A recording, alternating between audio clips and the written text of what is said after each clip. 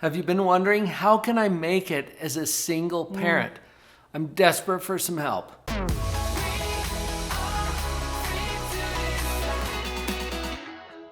Hi, I'm Dr. Paul Jenkins, a child and family psychologist. And I'm Vicki Jenkins, a speech-language pathologist.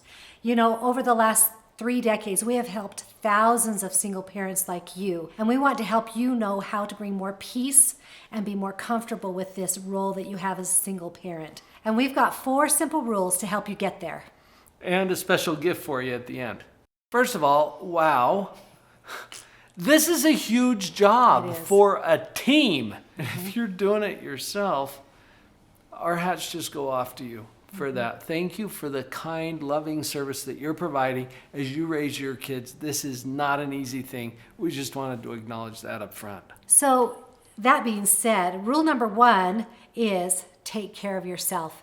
And I think this is particularly challenging at times for a single parent. Yeah, well, it's challenging for any It's hard for all parents, right? That's why we wanted to make that an acknowledgement up front, because when you're doing this on your own, it can be enormously difficult to identify, well, how am I going to take care of myself? Right. Because I've got to take care of everybody else. You know, I keep remembering this mom who came to see me years ago, and I gave her a little assignment. I gave her a pad and a pen, and I said, write down everything and everyone that you're responsible for. And she starts writing. I mean, she's going fast and furious, and she turns the page, okay? And she's going on to page 2. I think she got on to page 3. She starts slowing down. Okay, well, that's all I can think of. Guess who was missing? Her very self. Yeah, and who's going to take care of it? Who's going to take care of you? Are we going to expect your kids to do that? So here's a little mental trick, okay? How am I going to do that? Needs to be a question, not a statement disguised as a question. Because sometimes we'll throw our hands in the air. Well, how am I going to do that? It's not even a question. It's a statement. That's impossible. Yeah, turn it back into a question and invite your brain to start thinking about that. Some of the other rules are going to help with that. Just remember how important it is and whatever it takes. So if you need to engage the neighbor teenage girl to come over and sit with your baby for an hour while you go do a workout, or just have a little bit of mommy time, or if you need to have some help that way, whatever it takes, you've got to take care of yourself. Rule number 2, take care of the team. Now, just because you're a single mom does not mean you don't have a team. Matter of fact, more than ever, you need to build a team around you. And use them. Right.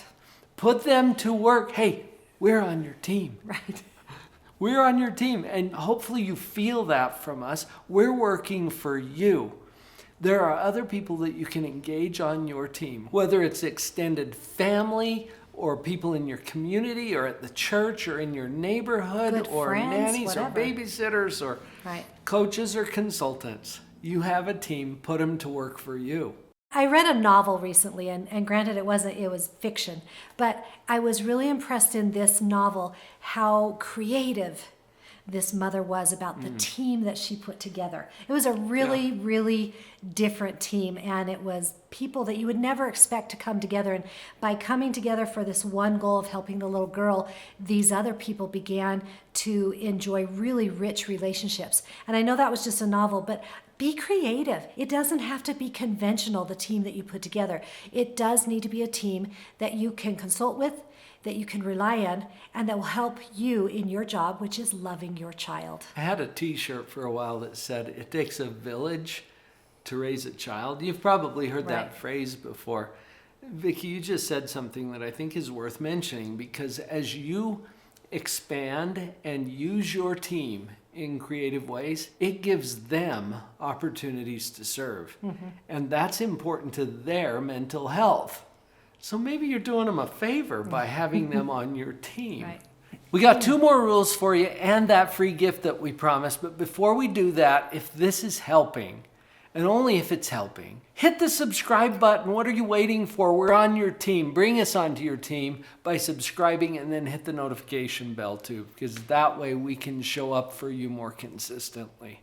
Rule number 3 seems kind of like a no-brainer. It is love your child or your children. It should go without saying, Right. right? But really, we're listing this very explicitly because that is your number one job.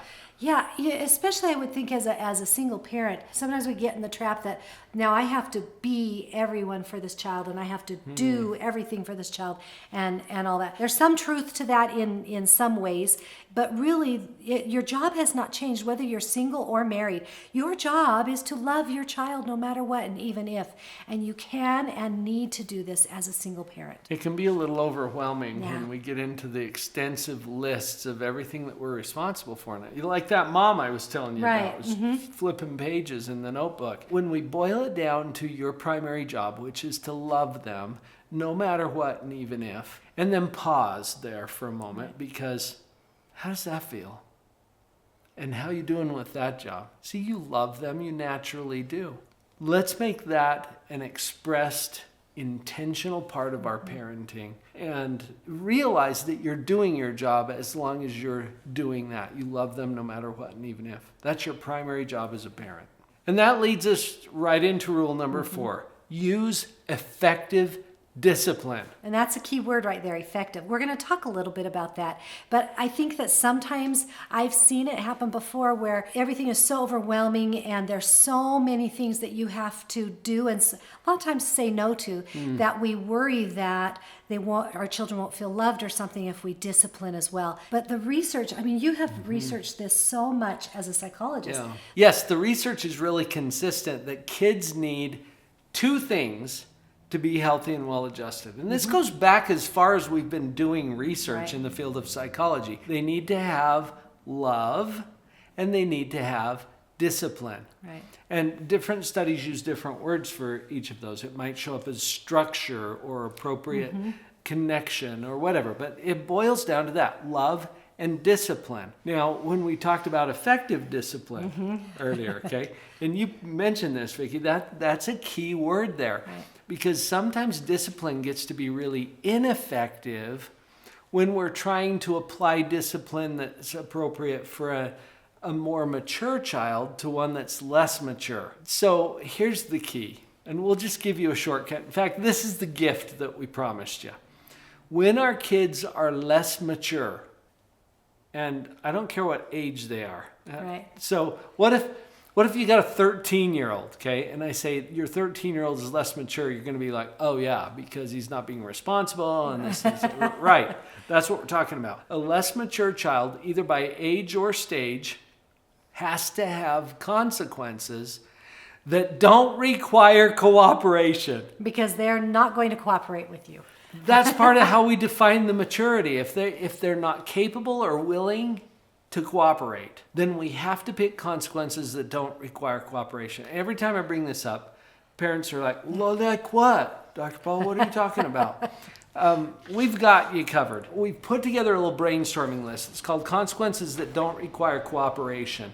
Go to the URL on your screen right now, drpauljenkins.com/consequences. When I say go right now, I mean you can jot this down and go right after you finish the video if you want. But this will come to your inbox. We've given you a little brainstorming sheet to help you come up with effective discipline through identifying consequences that don't require cooperation. You're welcome. So now that the video's over, go get that list of consequences, drpauljenkins.com/consequences, and then queue up the next video because we got your back.